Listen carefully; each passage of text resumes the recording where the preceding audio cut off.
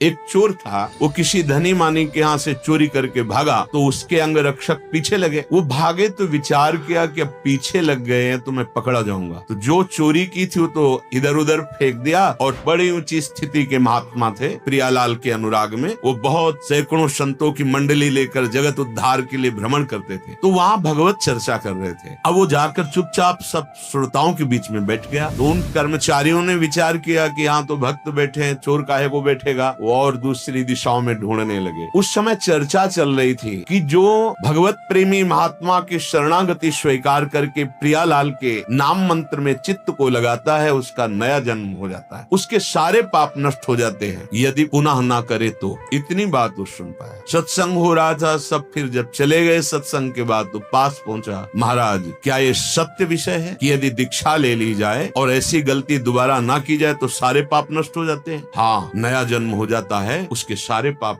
महाराज मैं चोर हूँ, बहुत चोरी की है और चोरी करने में हिंसा भी की है, पर आपकी बात सुनकर मुझे विश्वास हो गया कि आप अगर मुझे दीक्षा दे दें तो मेरा नया जन्म हो जाएगा। मैं आपके सामने कहता हूँ कभी अब पाप नहीं करूंगा। तो उनका तुम तो सबसे पहले अधिकारी हो, तुम चिंता मत करो, तुम्हारे लिए कोई विधान नहीं कि तुम ये लाओ वो लाओ, नहा के आओ। अभी तत्काल कंठी बांधी और कहा आज से ये मंत्र जपो, तुम्हारा नया जन्म हो गया। सुबह तिलक लगाए निकला। अब वो खोजे ही में थे, सैनिक जन तुरंत पकड़ लिया, ये वही है जो चोरी किया था। धनी ने भी देखा, हाँ यही है, चोर है। वो बोले मैं चोर नहीं हूँ, मैंने इस जन्म में कोई चोरी नहीं की। अरे बोले बात बनाता, राजा के पास ले गए। उस समय सत्य को प्रमाणित करने के लिए एक प्रक्रिया होती थी। हाथ में नवीन कोमल पीपल का पत्ता, उसके ऊपर कच्चा सूत और उसके ऊपर जला हुआ लोहे का लाल ऐसे फाग वो रखा जाता है। अगर वो धागा झुलस गया तो तुम असत्य हो, और अगर नहीं झुलसा तो 7 कदम चलो और फेंक दो, तुम सत्य हो। ऐसा उस समय पद्धति थी। ये कहें कि यही चोर है और वो कह रहे थे कि मैंने इस जन्म में चोरी नहीं की, वही प्रक्रिया हुई। ऐसे रखा और मन में निश्चय किया, गुरुदेव आपने कहा था दीक्षा के बाद नया जन्म, और उच्च स्वर से बोला इस जन्म में मैंने चोरी नहीं की, और 7 कदम चला, फार फेंक दिया, झुलसा भी नहीं। अब राजा ने कहा इस धनी को फांसी की सजा दी जाए, क्योंकि इसने ऐसे शुद्ध वैष्णव को चोर कहा और यहाँ आकर दंड देने का विधान। अब वो बोले महाराज फांसी मत दीजिए, सही कह रहे हैं। बोले आप कैसे सही मान सकते हैं, आपको तो प्रमाण दे दे। बोले इस जन्म में चोरी नहीं की, पीछे जन्म में की थी। बोले कल की बात है, तुम पीछे जन्म। हाँ तो शाम के हमारा गुरु मंत्र हुआ है, पूरा रहस्य बताया।